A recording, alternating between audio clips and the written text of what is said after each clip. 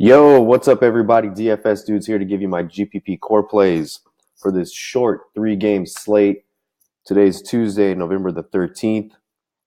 Before we get into it, please make sure you click the subscribe button below. This way you can watch all of our NFL, NBA, and MLB videos. We will continue to run the contest, get this video up to 25 likes, and we will give away a free VIP membership to the website, which you get complete access to all of our player pools, player rankings, news, notes, and analysis, analytics we have, as well as full access to our cash game lineups for FanDuel and DraftKings for NBA Monday through Saturday, and the NFL on Sundays for the main slate. $59.99 is what that costs monthly. We'll give away 1 month for free to a lucky member. All you have to do is click subscribe, click the like button, and then drop your name in the comment section below. And we'll, at 25 likes, we'll pick a lucky winner. So let's get into tonight's core. Before we get into that, a couple of things to note here. Very short slate.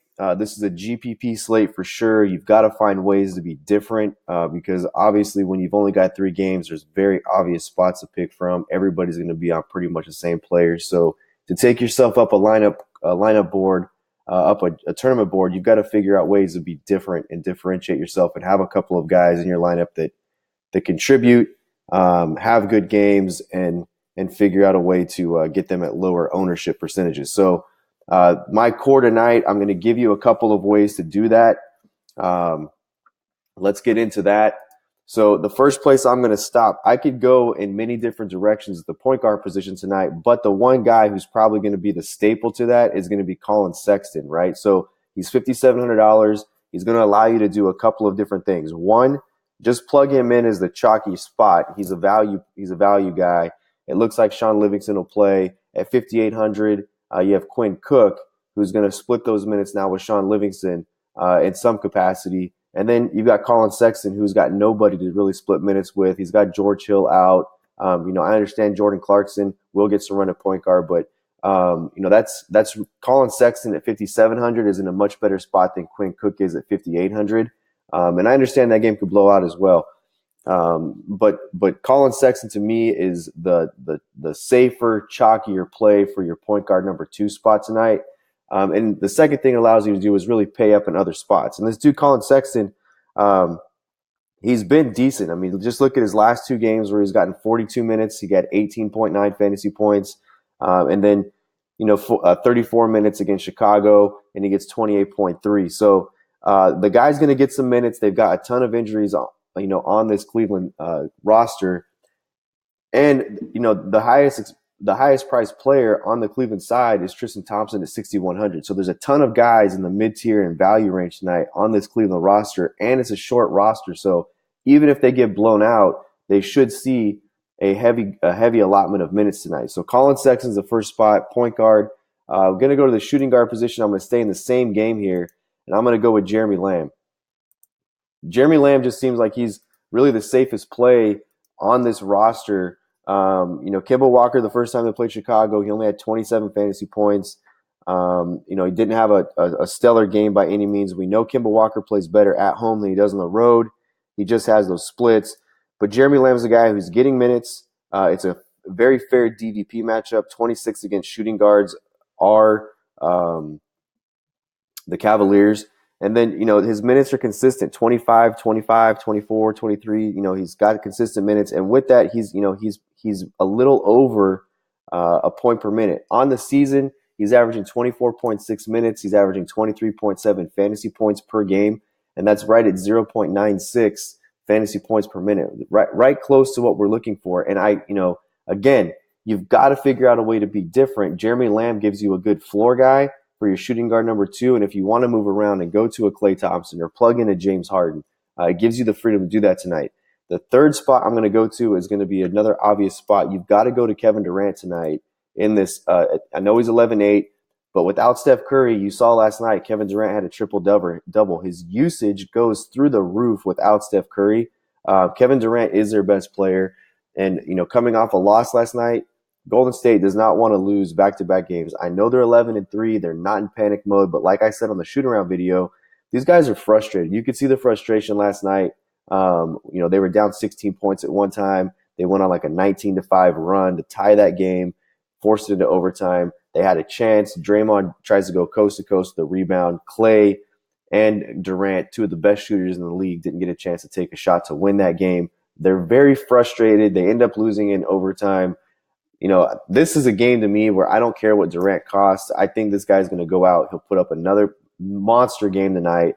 We need 58, 59, 60 for him to reach cash value. In tournaments, we need closer to, almost 71 points. I don't think he's going to give us 71, but on a 3-game slate, this is the guy that I want to pay up for. You can make the case to make Harden the guy to pay up for, but if you take a look at defense efficiency ratings, Denver right now is 5th in defensive efficiency, and offensive efficiency ratings, Houston is 27th. So, Durant against the Hawks in a kind of a must-win game for them to kind of end this frustration. I like him much better. Power forward, I am going to take a Houston piece, and this is a guy that I expect to be fairly low owned tonight because I just don't think a lot of people know about this dude. When you're thinking about Houston, Gary Clark is not a guy you're thinking about. $5,100.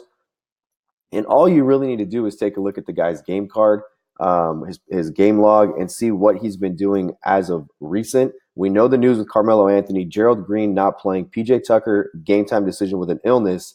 And if you just look at Gary Clark over his last 5 games, his minutes have ticked up. Against Brooklyn, he only got 9 minutes. Against the Clippers, he only got 12 minutes. That's back on October the 26th. But in the month of November, 21, 24, 27, 24, 33. So in that stretch, 23.1 fantasy points, 28.2 fantasy points, and 24.9 fantasy points. I think Larry Nance is going to be the obvious play for people tonight, and Larry Nance is a good play. But a guy where you can differentiate yourself, Jeremy Lamb at the same spot, you can differentiate yourself with Gary Clark at $5,100. You can still throw in, if you want to throw in Larry Nance, throw him in, as your other power forward tonight. But Gary Clark's the guy I like. I think it's an upside opportunity. He should see a ton of minutes, especially if PJ Tucker doesn't play. Already down Gerald Green, no Carmelo Anthony. Carmelo Anthony not even on the trip. We're just kind of waiting for the shoe to drop to see if the guy gets released. Center position, I'm going to go with Alex Len here. And the reason I'm going to go with Alex Len is because Golden State doesn't have a real center. I know they've got this dude, Damian Jones. Jordan Bell, also plays the center position. They're waiting for Boogie to come back and be healthy, and that's going to be their center. We all know that. It's a very fair price on Alex Len at $5,000. This is going to be about minutes. It's always about minutes with Alex Len. If he gets minutes, the guy is right about a 1.07 fantasy point per minute player. So, it's going to be about minutes, and minutes are always with Alex Len about can he stay out of foul trouble? And if he can stay out of foul trouble, I think this guy can get us 35 fantasy points tonight, 30 to 35 fantasy points in this game. I think I said this on the video last night as well. I think the spot for Atlanta is safe because they're going to play their guys. They're going to play their young core of players. Trae Young's probably safe with his minutes. You can take a look back. I used the example of the Brooklyn game. Of the Detroit game. Detroit blew their doors off, and at one point that game was like 85-44 at halftime, something crazy like that, and the game ended up being like 120-104 or something like that because their guys still got run. There's plenty of places to get value tonight. But this is a way, for me, on this 3-game slate, this core is a way I'm going, 1, to differentiate myself, and then 2, to give me the best opportunity to mix and match as many guys in this mid-tier range as I can, and then also differentiate myself and have some lower-owned opportunities. Another guy that I'll give you as a value play, if you want a drop spot, you can look at James Ennis at 3,500. If PJ Tucker is ruled out and we get news prior to lock that he's not going to play tonight because of the illness, it's going to open up minutes, and James Ennis should be a beneficiary of that. I think that James Ennis is a solid drop spot guy. If it comes, like I said, to PJ Tucker not playing, who is a game time decision right now, I think you can look to Ennis as a drop spot at 3,500. Alfonso McKinney didn't have a great game last night. Dropped the ball there in the overtime period, just dropped a pass with opening possession.